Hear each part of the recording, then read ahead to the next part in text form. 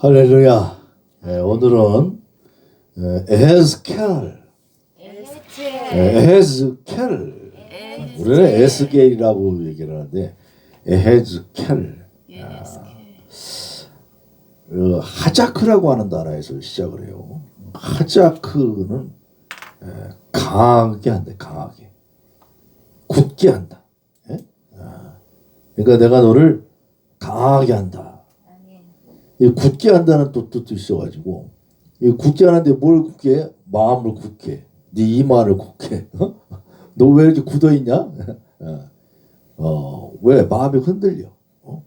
그러니까 하나님이 함께 하시면 강하게 되는데, 이 에스겔 선자의 사역은 포로된 자들, 사로잡혀 온 자들이 청중이야.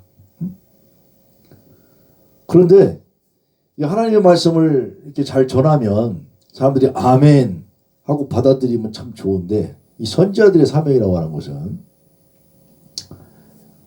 아멘 하고 받아들이기가 어려워.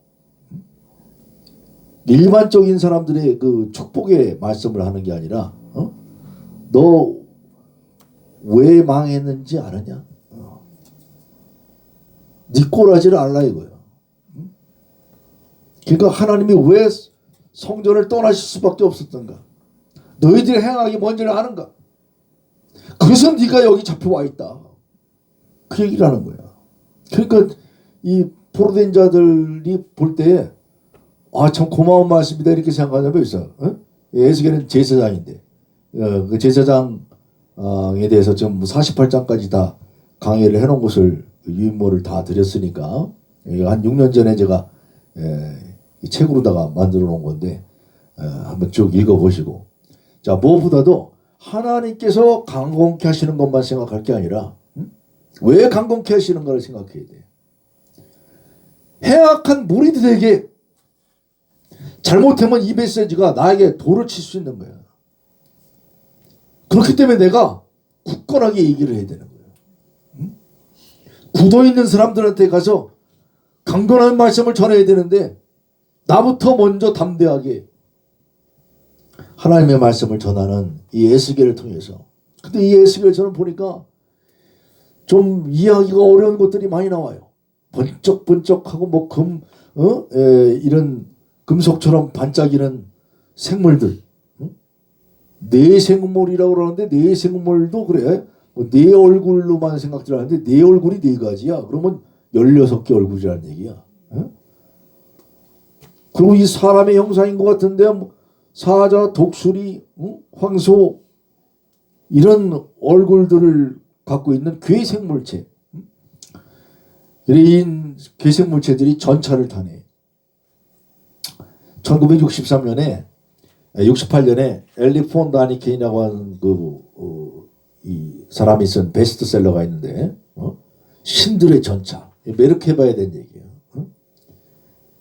에스겔이 뭘 본 거냐? 외계인을 봤다. 이런 가설들이 있어요. 자, 이 이야기가 지금도 돌아다니면서 움직인다니까. 외계인이 종교를 전수한 거야? 그러니까 성경을 갖단 말이야. 물론 다 성경을 사랑해서 열심히 연구하는 건 좋은데 그렇게 간단하게 얘기할 성질이 아니에요. 특히 원어의 세계에서 바라보면 원어로 생각해 보아야 될 것들이 많고, 이 결론부터 얘기하자면 여기에 곡전쟁, 마곡과의 전쟁. 이 에스겔에는 심판에 대한 이야기들이 많이 나오는데 딱 쉽게 얘기하면 주제가 심판과 회복이야. 48장까지 있는데 24장까지는 심판에 대한 얘기야. 누가 심판받아야 돼? 유다. 먼저 너부터 심판받아야 돼. 그리고 여기는 계속해서 무슨 말씀을 해? 내가 여호와인 줄 알리라. 하나님이 하나님 되심을 알게 하시는데, 하나님 되심을 알게 하시는 이유가 뭐냐면 당신의 성소를 파괴시키는 거야. 여기가 더럽혀졌어. 더럽혀진 일이면 오늘날도 마찬가지로 교회가 더러워졌으면 그 교회는 폐쇄시켜야 돼. 바이러스로 오염될까봐 폐쇄시키듯이 폐쇄법안이 발효가 됐다고 막 흥분만 할 게 아니고 교회 같지도 않은 교회들은 폐쇄가 돼야지. 그 폐쇄가 됐을 때 그걸 딛고 나는 그거와 상관없이 바이러스가 판을 치든 말든 예배를 드리겠노라 하면 예배를 드리는 것이지, 교회가 폐쇄되는 거하고 무슨 그 법 적용 때문에 불안에 떨고 그것이 사탄이고 그래. 하나님의 진짜 뜻을 알아야 돼. 그러니까 하나님은 가장 거룩하다라고 하신 것이 그 거룩하지 않았다는 것이 아니라 거룩한 곳이 더럽혀졌기 때문에 하나님 떠나실 수밖에 없었고, 그리고 이제 새 성전을 주신다. 그래서 25장부터는 바벨론이 딱 남유다가 멸망했다는 소식을 사로잡힌 자들이 와가지고서 들어요. 아직까지 나라가 그래도 안 망했다고 생각을 했는데, 시드기야가 있고 여긴 여호야긴 왕이 있다고 생각을 했는데 그래도 왕이 아직 살아있구나. 그래서 우리는 왕의 백성들이라고 생각을 하고 예루살렘 돌아갈 날만 생각하고 있는데, 예루살렘 돌아갈 희망조차 없어져 버리게 예루살렘이 파괴가 됐대. 파괴가 됐다고 그럴 때 에스겔이 선포가 시작되는 거야. 그때까지 벙어리로 있던 에스겔이 선포를 하기 시작하는 거야. 응? 이제부터 회복이 일어난다. 아멘. 철저한 멸망 속에서 회복이 일어나는 거야. 그래서 어떻게 회복시켜주나 보니까 주변에 박장대소를 하고 도와주는 나라들, 이 마지막 왕 시드기야가 암몬하고 같이 연합을 해가지고 바벨론을 맞설라고 그랬거든. 그런데 거꾸로 암몬이 구경만 하고 조롱하는 거야. 결국 암몬 쪽으로 도망가다가 붙잡혀가지고서 두 눈까지 뽑혀서 죽어버리는 이런 시드기야의 처참한 신세. 근데 이 주변에 조롱하던 암몬, 모압, 에돔, 블레셋, 도로, 시돈, 그리고 이제 따로 애굽, 일곱 나라들의 심판에 대해서, 그게 회복이야. 회복의 시작은 이스라엘을 괴롭히던 자들이 멸망하는 거야. 이걸 맨날 뭐 설교들 할 때 이스라엘을 괴롭혔듯이 우리 교회 사람들 핍박하면 니네 복 못 받는다. 뭐 틀린 말은 아니야. 틀린 말은 아니지만 네가 정말 교회니? 이거 생각해야지. 네가 정말 이스라엘이니? 너 왜 욕먹니? 이 생각. 내가 예수님을 욕되게 하고 있는 삶을 살고 있지 않은가? 늘 돌이킬 수 있는 우리 모두가 되길 바랍니다. 자, 이 회복이 주변 나라의 멸망을 통해서 33장까지 쭉 얘기하다가 이제 34장부터는 진짜 이 회복, 주변 나라의 멸망도 회복이지만 이제 유다를 놓고 어떻게 회복을 시킬 것인가. 맑은 물을 뿌려, 정한 물, 제사장들이 정한 물을, 죄 씻음을 줘야지. 그게 물세례야. 그 맑은 물을 뿌려서 너를 바르게 세우겠다 이거예요. 그리고 새 영과 새 마음을 불어넣어 주겠다. 자, 이 루아우가 더럽혀졌기 때문에, 하나님의 거룩한 처소가 더럽혀졌기 때문에 하나님의 영이 떠났는데 이제는 어떤 영을 줘? 그런 더러운 영이 아니라 새 영을 주겠다. 새 바람을 일으키신다 이거예요. 새 바람을 일으키는데 죽은 자 가운데서 살아나는, 마른 뼈처럼 소망도 없고 에스겔 37장 마른 뼈들이 일어나는 이런 역사가 예수님을 통해서 이루어져요. 듣는 자가 살아나리라. 누구의 말을? 예수님의 말을. 내가 이른 말이 영이요 생명이라. 예수님의 이르신 말씀이 살리는 거예요. 그걸 듣는 자가 살아나는 거고.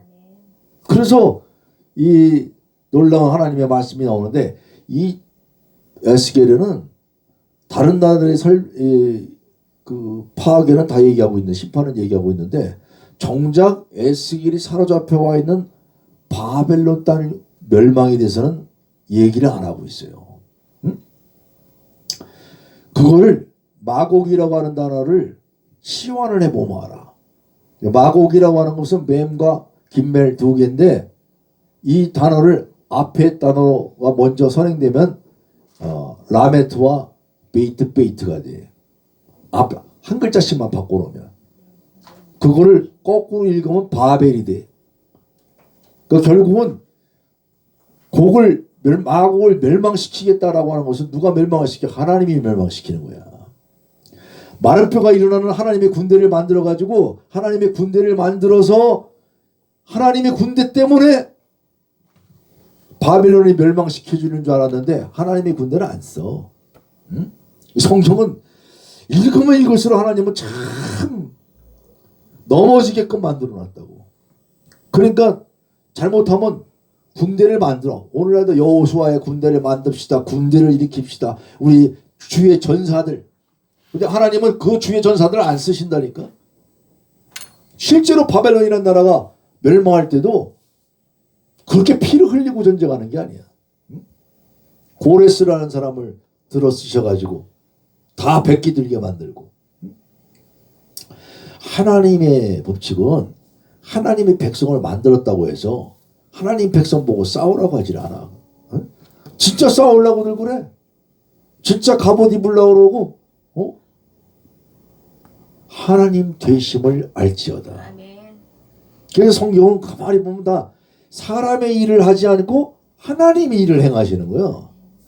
하나님께서 마곡 전쟁을 다 평정하시고 그걸 뭐 뒤에 이렇게 둔갑 들여갖고 뭐 로스, 메색 이러니까 뭐 이게 러시아고 이게 나라가 어디 있느냐.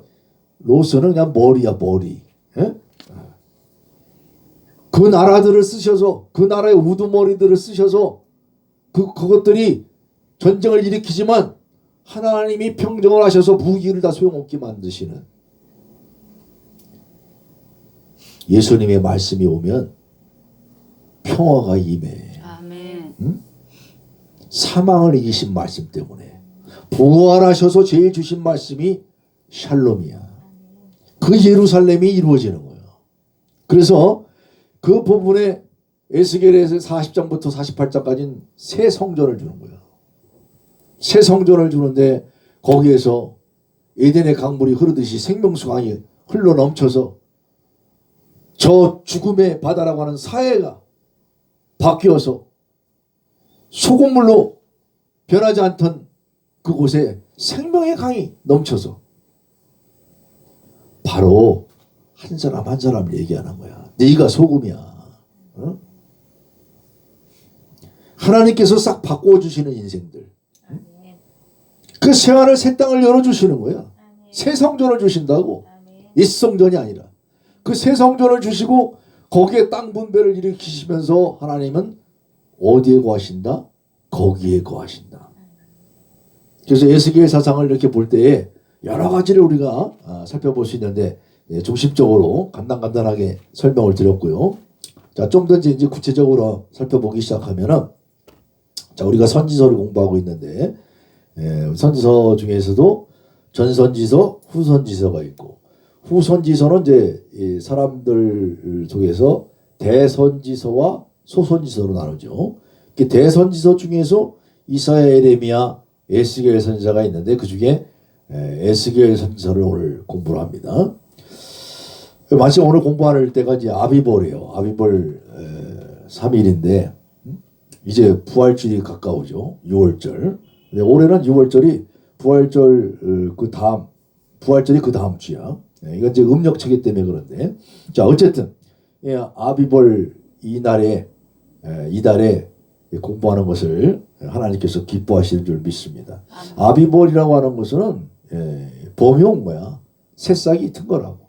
이걸 바벨론 포로가 됐을 때 니산월이라고 바꿨는데 이제 니산월은 이제 바벨론어죠. 그러니까 니산월이라고 하는 건 꽃망울이라는 거 있고 꽃봉오리. 꽃이 필 때야. 그리고 하나님께서 이 새봄에 뭔가를 일으키시는데 바로 죽음 가운데서 부활을 일으키시는 예수 그리스도의 그 사역을 우리가 접할 수 있는 그런 귀한 부활주일이 지금 다가오고 있습니다. 부활절만 생각하니까 6월절을 자꾸 잊어먹는데 6월절은 수치가 굴러가는 달이야. 길갈에서 이렇게 애굽에서 와가지고 그 길갈이라는 단어가 뭐야? 수치가 굴러갔다. 그래서 분례가 벗어났다 이런 거예요. 그래서 수치를 너에게서 떠나게 하였다 해서 시작된 그런 6월절 절기에 우리가 하나님의 에스겔 선지자를 공부하길 원합니다. 여기에는 보니까 베나담 인자라고 하는 사상이 나오죠.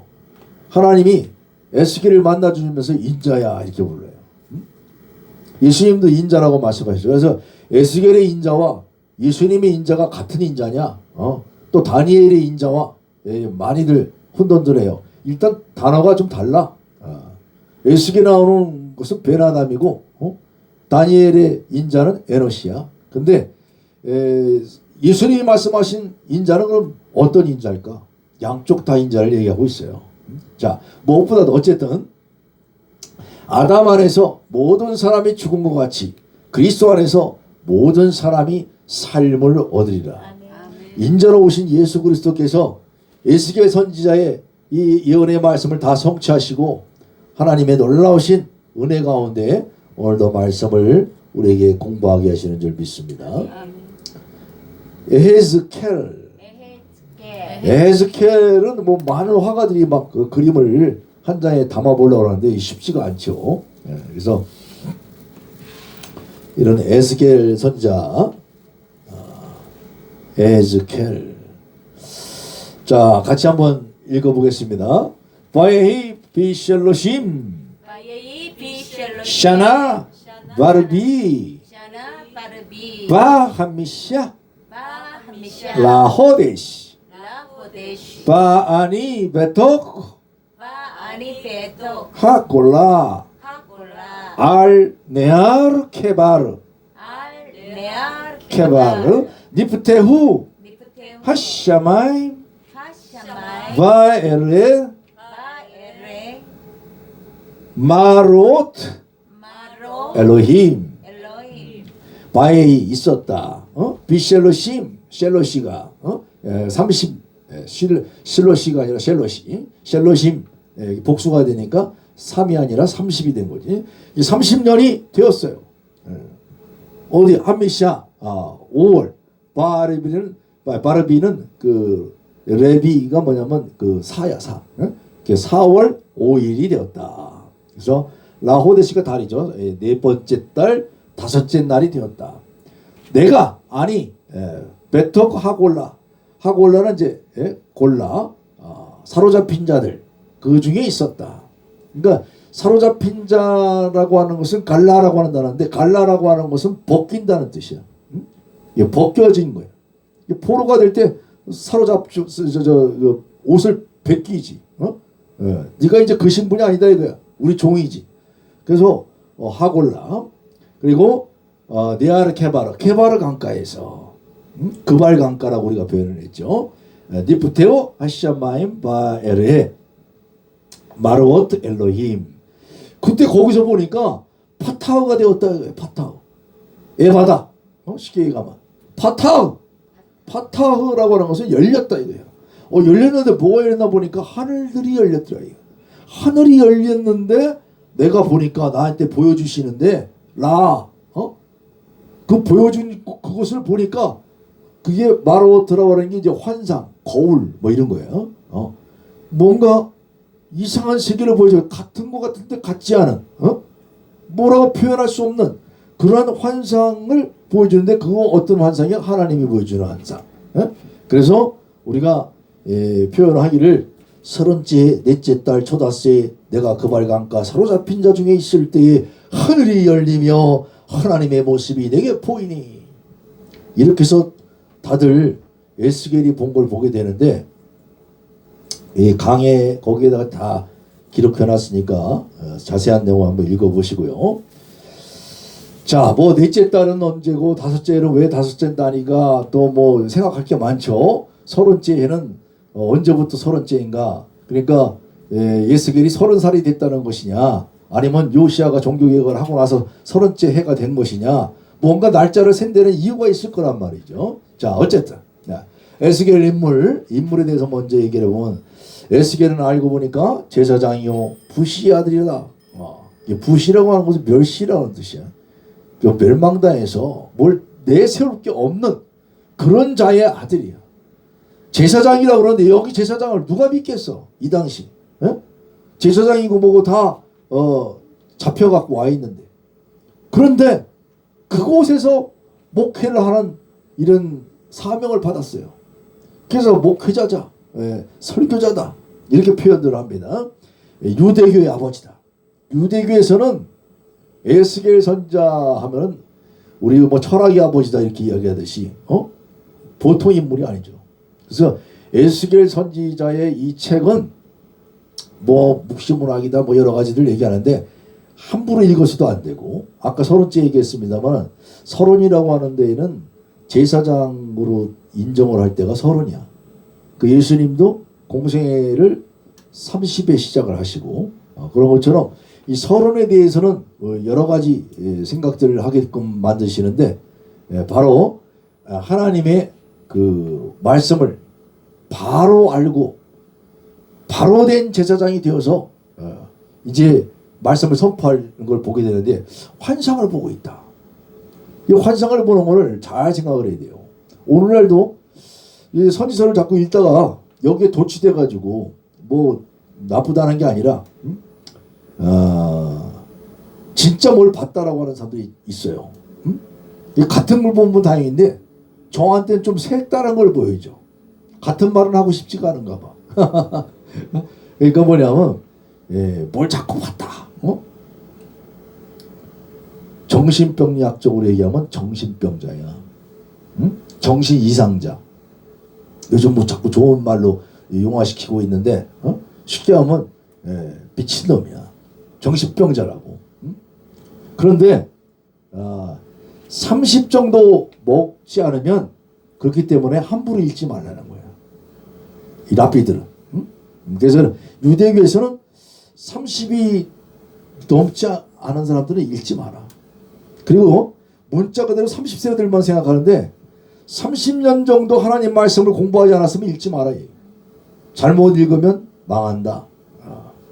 그러니까 이 하나님의 말씀을 이렇게 읽을 때 우리가 너무 쉽게 지금 대하는데, 제가 뭐 말씀을 가까이 하지 말라는 게 아니라 말씀을 검식고 연구하고 부지런히 하나님 말씀을 오늘 배운다는 게 너무 감사하지만 죄송스러워야 돼. 내가 이렇게 쉽게 먹을 수 있나? 공부 열심히 하고 오늘 드린 유인물은 집에 가서 꼭 소화할 수 있는 여러분들 되기 바랍니다.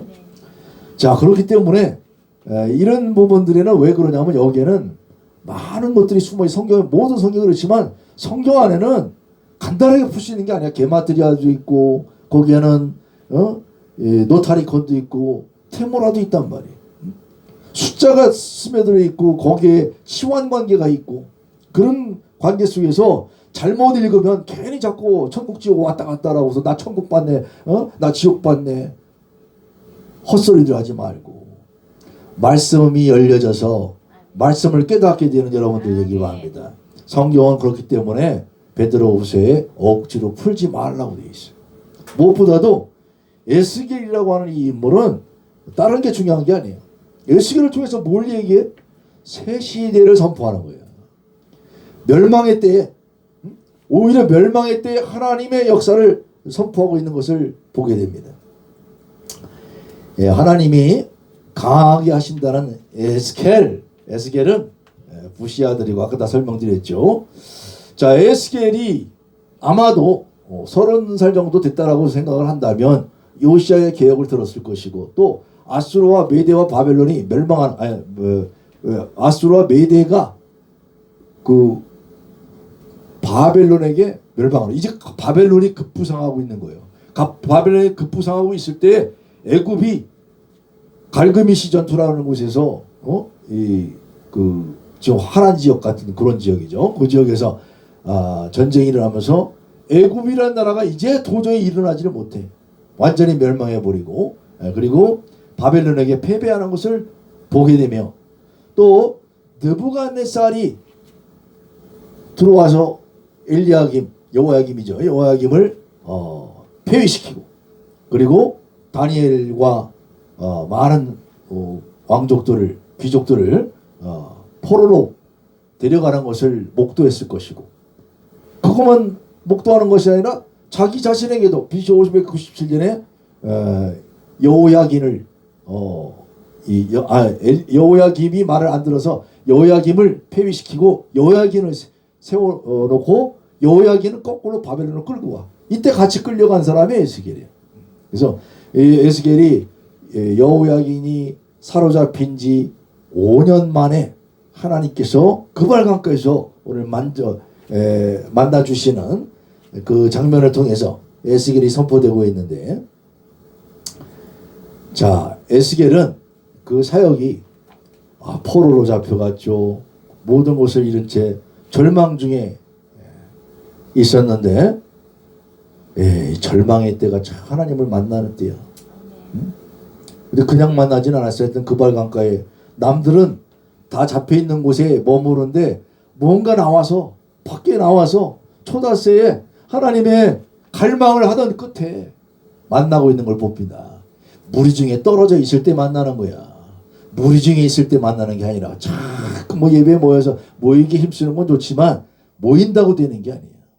좀 한적한 곳에, 예수님도 한적한 곳에 나오시듯이 한적한 곳에서 주님을 온전히 만날 수 있는 우리 모두가 되길 바랍니다. 에스겔은 결혼도 했는데 여기서 결혼할 성질이라고 원래는 돌아갈 생각들만 했는데 결혼했다는 얘기는 뭐야? 정착해 살았다는 얘기야. 에레미야 예언대로 에레미야가 70년 동안 앞으로 너희들 못 돌아와. 말이 그렇지. 하루 이틀도 아니고 70년 못 돌아온다라면 완전 절망이죠. 그 가운데서 결혼했는데 아내가 죽어요. 아내가 죽었을 때 바벨론에서 멸망의 소식이 나와. 그러니까 에스겔 선지자 아내를 통해서 그 사모의 죽음을 통해서 바로 이스라엘의 멸망을 깨닫게 하는 거예요. 그때 에스겔 보고 너는 네 마누라 죽었다고 슬퍼하지 마라. 응? 잠잠하라. 예루살렘이 멸망했다고 슬퍼하지 마라. 서로 눈치만 보는 거예요. 응? 어떻게 하면 좋아? 왜 에스겔아 너는 가만히 있느냐? 응? 바로 그와 같은 처지이기 때문에 이제 이 다음 일은 어떻게 되나? 근데 에스겔 선지자는 그때부터 일을 해요. 그때부터 일을 하면서 하나님의 회복의 말씀을 선포하는 거예요. 그래서 25장부터는 회복에 대해서 아까 간단하게 설명드렸습니다만, 제가 정신병적 발작에 대해서 자꾸 얘기하는 것은 많은 사람들이 에스겔을 잘못 오해를 하고 에스겔이 본 걸 자기도 본 것처럼 미화시키고 그래서 이런 말씀을 써놓은 거예요. 그러나 우리가 성령이 조명해 주시는 것까지 제가 부인하는 건 아니에요. 그러니까 하나님의 우리에게 주시는 건 좋은데 모든 나의 체험은 말씀에 돌려야 되고 말씀밭에서 움직여야 되는 거예요. 그래서 말씀으로 하여금 하나님을 깨닫게 하고 말씀을 통해서 하나님의 영광을 훼손하면 곤란한데, 예수님이 주신 말씀으로 특히 그래서 그 모든 성경에서 예수님을 들추어내서 전하면서 성전 되신 예수님, 오늘 이제 마지막 엔딩의 말씀이 성전 되신 예수님입니다. 자, 그렇게 해서 오늘 말씀을 잘 한번 살펴보시고요. 에스겔서의 특징은 선지자 자신의 내면적인 성격이 강하다. 그래서 한 사람이 쓴 거다. 야, 그래도 이거 에스겔이 꼭 쓴 것이다. 뭐 이거는 그 성경 본문 비평이라든가 이런 거 보면 좀 여러 가지 또 깊게 들여다보고 공부하는 사람들에게 또 충격적인 내용들도 있어요. 그게 맞다는 얘기가 아니에요. 그러니까 실제 구절은 한 100몇십 줄밖에 안 되는데 나머지 절은 다 덧붙인 거다. 이렇게 바라보는 그런 시각도 있다는 거. 자, 그런 얘기를 해주는 이유는 성경을 그러니까 내가 아는 잣대로만 해석들 하려고 하지 말란 말이야. 공부하는 많은 사람들이 있으면 많이 공부하는 사람들 것도 참고하면서 왜 이 사람들이 이렇게 생각했는가. 뭐 그 사람들이 다 맞다는 얘기는 아닙니다. 자, 어쨌든 유일하게 1인칭으로 기술하고 있는데 직접 경험한 것을 얘기하고 있어요.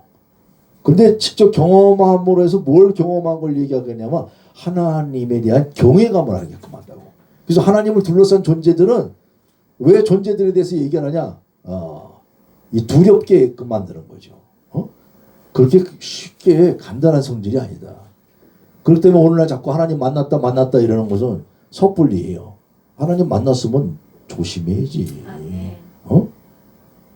입단속 그러잖아. 입조심.